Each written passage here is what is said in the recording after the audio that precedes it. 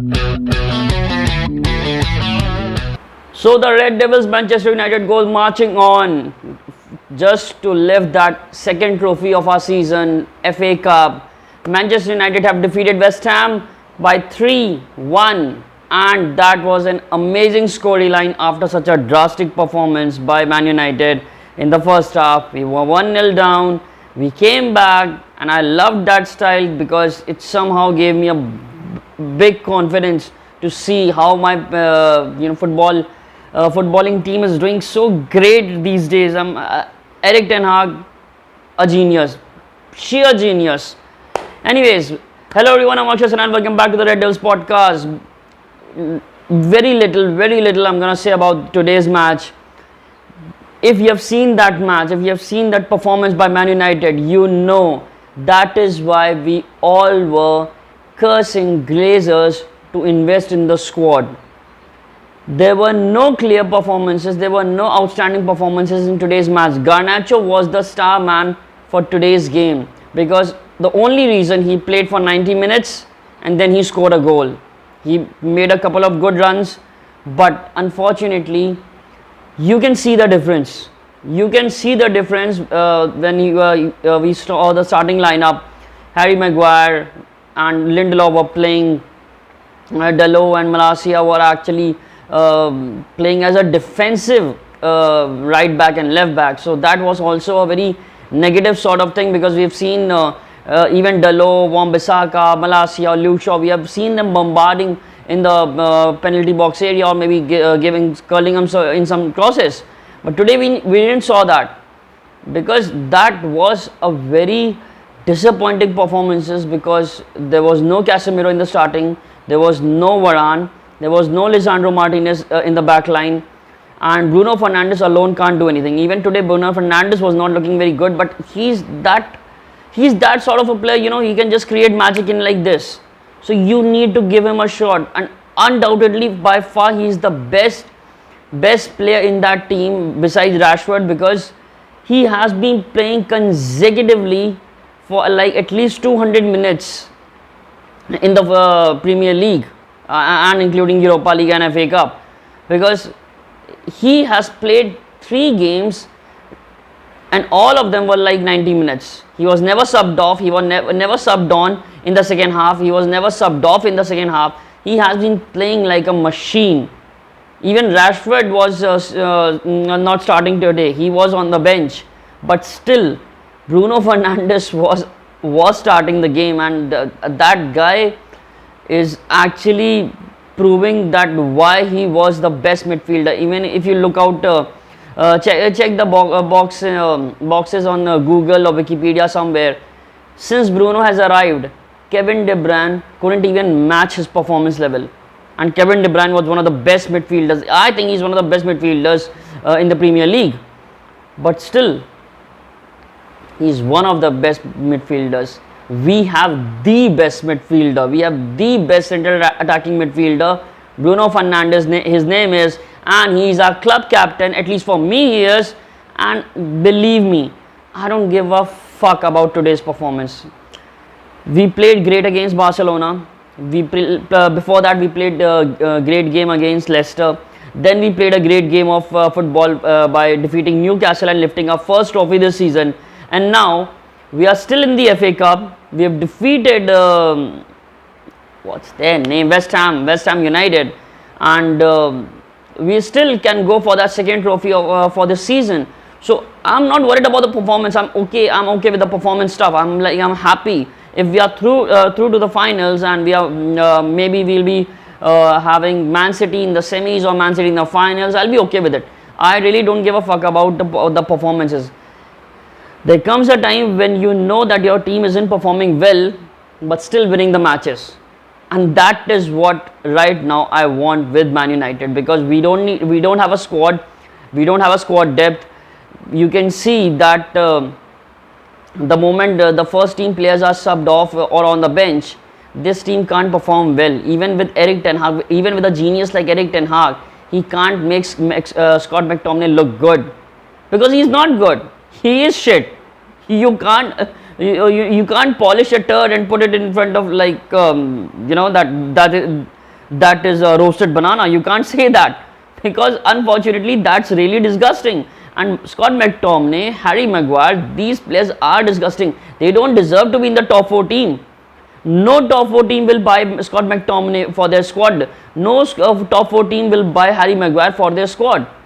But unfortunately, they are in the Manchester United squad in a ridiculous amount of wages, and that is what the biggest problem is. That this is what Glazers have done to this club. They have signed some good players, they have signed idiotic players, and all of them, whether it's Anthony, who's a great talent, whether it's Harry Maguire, who's a lump of clay, they all are on ridiculous amount of wages. And this is why we are unable to sell these people off, because no club in the world is gonna give 200 pound to 200 pound to Anthony. No one is gonna pay 170,000 pounds to McTominay, or Harry Maguire 250. So this is really irritating.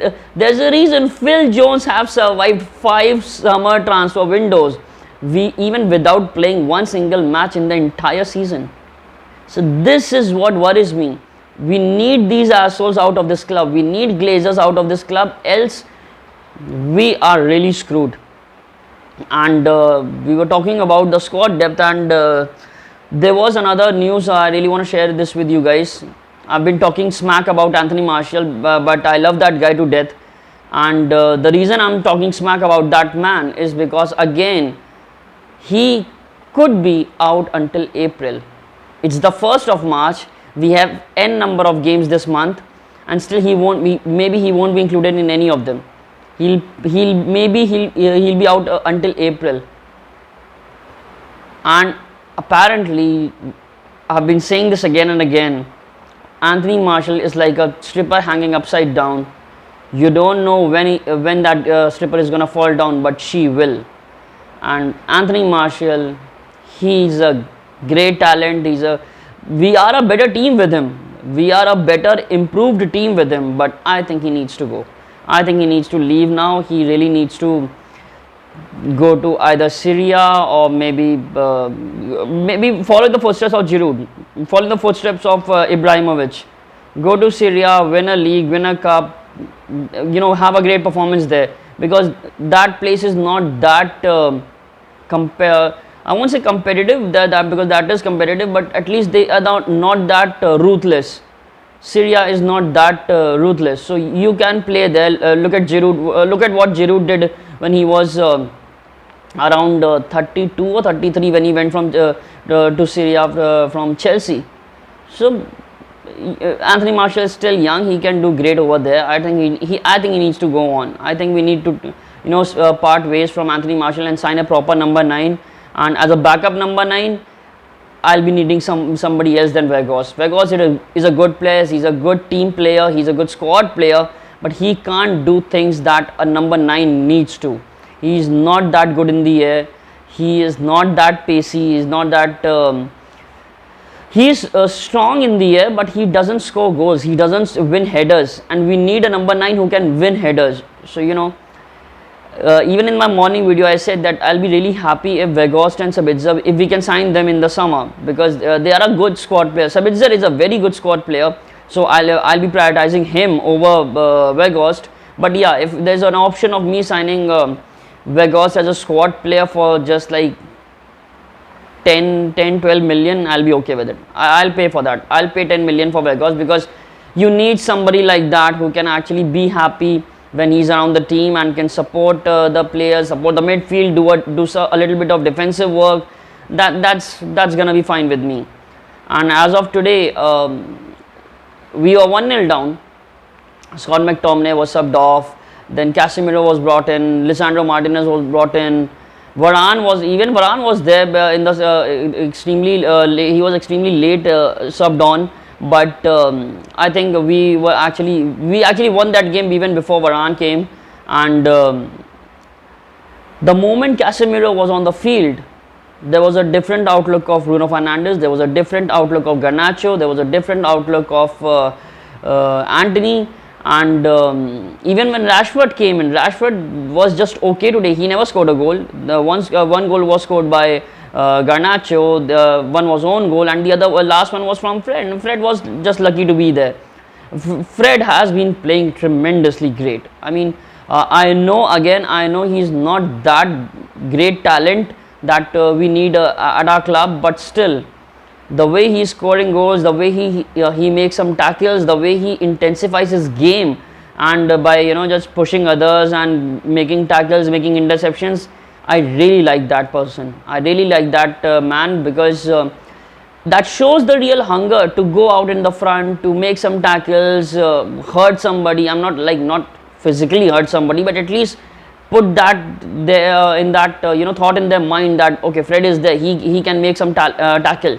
And you need to be a little bit clever about that, because you don't want to be having a red card or a yellow card for that. So I think Fred is actually playing quite good in these recent performances that we have seen. He played good against Newcastle. Even in the Barcelona game, he was quite good. So I think Fred is doing a fine job right now. But again, we don't have Christian Eriksen. He'll be out until April. We don't have Donny van de Beek. He's out for the rest of the season.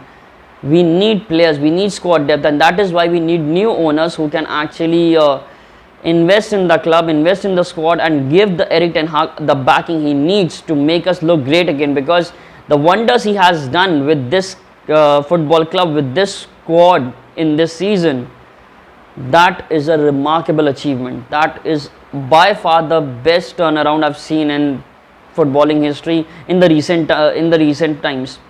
Nobody could have done this. I can bet on my life, nobody could have done this, what Erik Ten Hag has done over the past 7 to 8 months.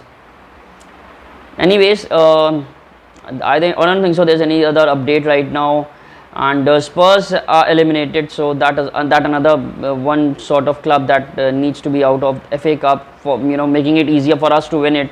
The Man City will be the only problem we'll be facing in the semis or in the finals, and I don't think so it's gonna bother me, because see, the mentality that we were talking about in the morning video, this is what we have been talking again and again. The mentality of the players have changed. In the morning video, I was talking about this, the mentality of the players. The moment we were 1-0 or 2-0 down, the heads were down, the shoulders relaxed, everybody was sad, everybody was looking like a piece of shit, and everybody thought the match is over. But look at what happened today. We were 1-0 down, and then one corner curved by Bruno Fernandes. It was an own goal. Everybody thought it was Vegas, but it was an own goal. Casemiro's goal was offside, so we had to wait for our first goal. And then once we scored that, once they scored, gave us that own goal, everything was fine, everything was perfect. Man United literally marched down that side, because we needed that win. We couldn't just rest on the laurels of Carabao Cup. We needed this win to count. We needed this win to count for something, because if we had lost today, everyone would have been that Carabao Cup win was a fluke, and Man United are not great again. They are just a bunch of squad. They are celebrating Carabao Cup. Oh, it's just a Carabao Cup. But see, that is what I'm saying. We needed that win. So now the mentality of the players actually sort of shows that hunger that we've always wanted to see in the players. And now it's like beginning to spread like a wildfire. And now you can see those players screaming, chanting, punching in the air. And then you can imagine that yes, this team won't be called as chokers or something like that, and this team can win matches when they are 1-0 down or 2-0 down. This team can make a comeback. It's not over until it's over. This team knows that message. This team knows that there's a boss standing in the on the sidelines, and he's waiting for you to score a goal. He's making tactics, he's making strategies for them to win that match, and they are backing that manager. And I'm really happy with what I saw on the pitch today. I'm really happy. But anyways, thank you guys for watching the show. It's gonna be another wrapping up. I don't know why I do that. I really don't know why I do that. I'm unable to wrap this up. Anyways, let me get this correct. Thank you guys for watching the show. Thanks for tuning in. Please take care, stay safe, and I'll be back. Bye bye.